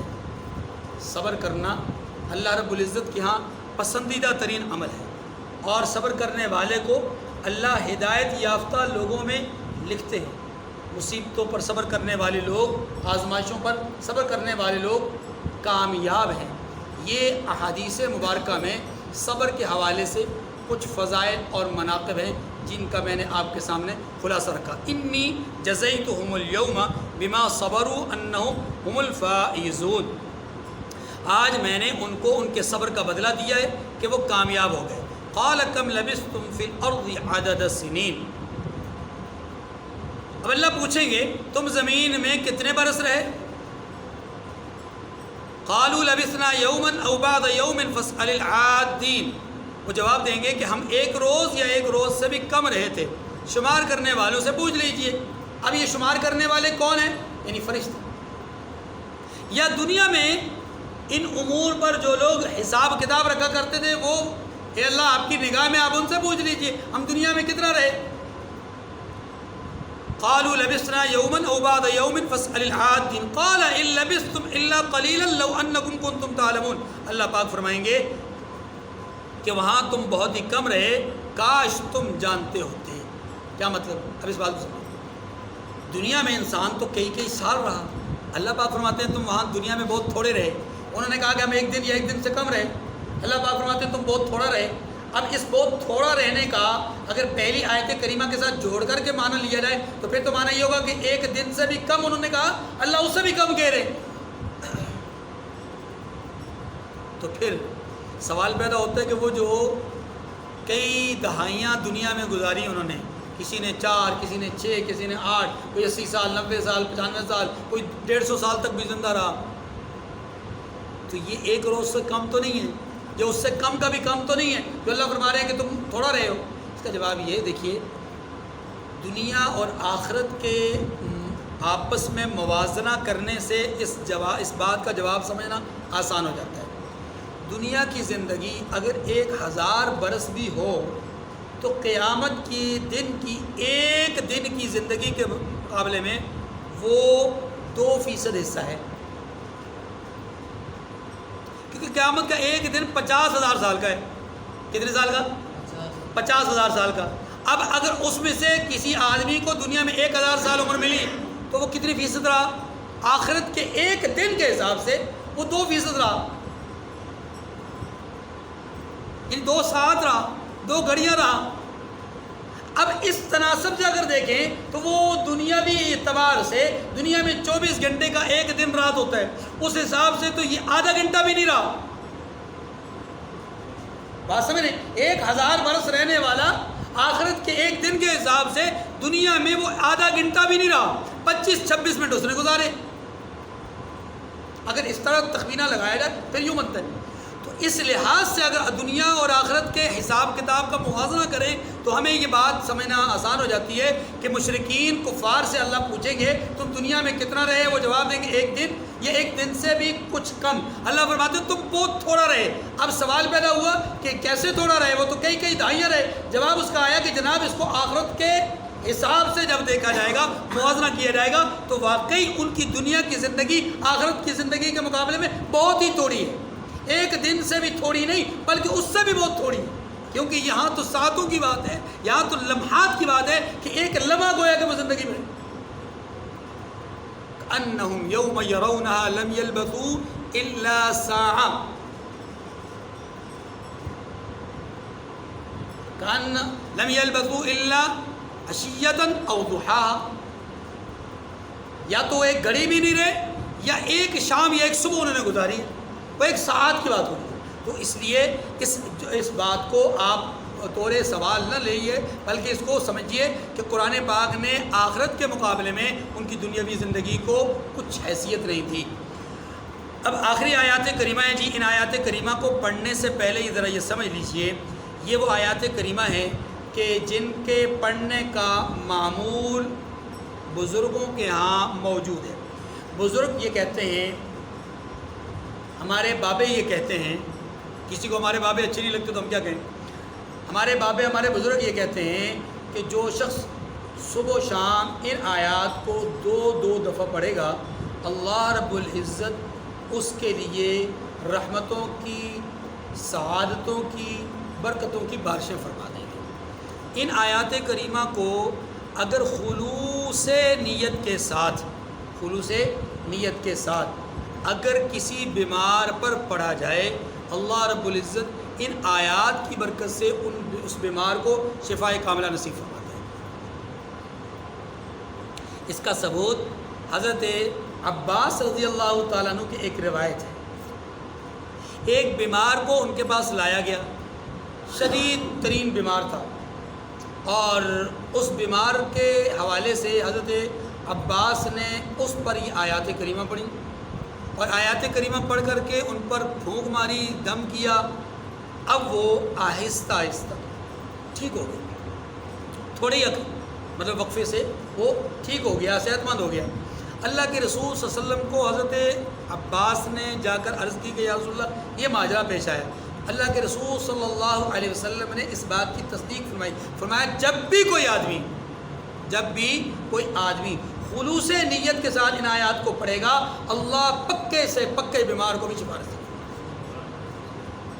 اب وہ آیات کریمہ، یہ سورہ مومنون کی آخری 4 آیات کریمہ ہیں، اور ان آیات کریمہ کو اگر آپ کوئی بچہ ہے، چھوٹا بچہ جس کو نظر ہو جاتی ہے عمومی طور پر، اگر وہ بہت زیادہ روتا ہو، آپ 7 دفعہ پڑھیے، 7 دفعہ پڑھ کے اس کے بائیں کان میں پھونک مار دیجیے، انشاءاللہ اس کی یہ نظر بد جو اس کے ساتھ ہوئی ہے وہ دور ہو جائے گی، اور اس کو رونا دھونا بند ہو جائے گا۔ افحسبتم انما خلقناکم عبثا وانکم الینا لا ترجعون۔ ان آیات کریمہ میں اللہ تبارک و تعالیٰ فرماتے ہیں، کیا تم یہ خیال کرتے ہو کہ ہم نے تمہیں بے فائدہ پیدا کیا ہے، اور یہ بھی خیال کرتے ہو کہ تم ہماری طرف لوٹ کر نہیں آؤ گے؟ تمہارا گمان یہ تم بیکار پیدا ہوئے؟ نہیں۔ وما خلقت الجن والانس الا لیعبدون، ہم نے تو تمہیں بامقصد زندگی دی ہے۔ تمہارے اور جانوروں کے درمیان فرق ہے، اگر کھانا پینا ہی زندگی تھی تو وہ تو جانور بھی کر رہے ہیں، اڑنا، اچھلنا، کودنا، چیزیں بنانا، اگر یہی زندگی تھی تو یہ تو جانور بھی کر رہے ہیں، پرندے بھی کر رہے ہیں۔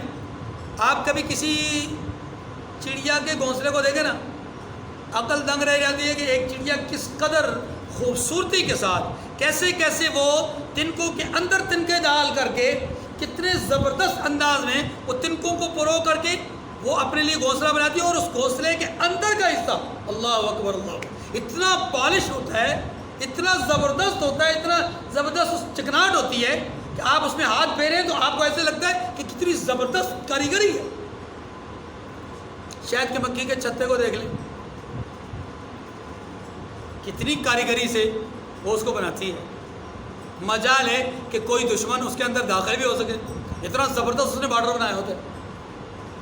ایک ایک چیز کو دیکھیں، اللہ اکبر، ایک ایک جانور، ایک ایک پرندہ، ایک ایک چیز، یعنی وہ ہمارے لیے ہمارے سامنے ہماری حقیقت کو کھول رہے ہیں کہ اے انسانوں تم ہماری طرح نہیں ہو۔ بلڈنگیں بنانا، چیزیں بنانا، چیزوں کو جانچنا پڑتال کرنا، دیکھنا، یعنی کسی چیز کو سونگ کر کے اس کے حوالے سے نفع نقصان کو جاننا، یہ کوئی تمہارا کمال نہیں ہے، یہ تو ہم میں سے بندر بھی کرتے ہیں۔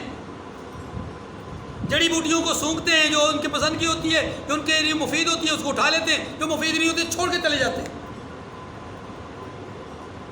زہر کسی چیز میں ڈال کر کے آپ وہاں رکھ دیجئے، بندر آئے گا اس چیز کو اٹھائے گا۔ کیلا بندر کا سب سے زیادہ پسندیدہ پھل ہے، آپ اس پہ زہر ڈال دیجئے، وہ زہر کے ملے ہوئے کیلے کو اٹھائے گا، پہلے سونگے گا، سونگنے کے بعد اگر اس میں زہر ہے تو اس کو پھینک دے گا، اور اگر نہیں ہے تو کھا لے گا۔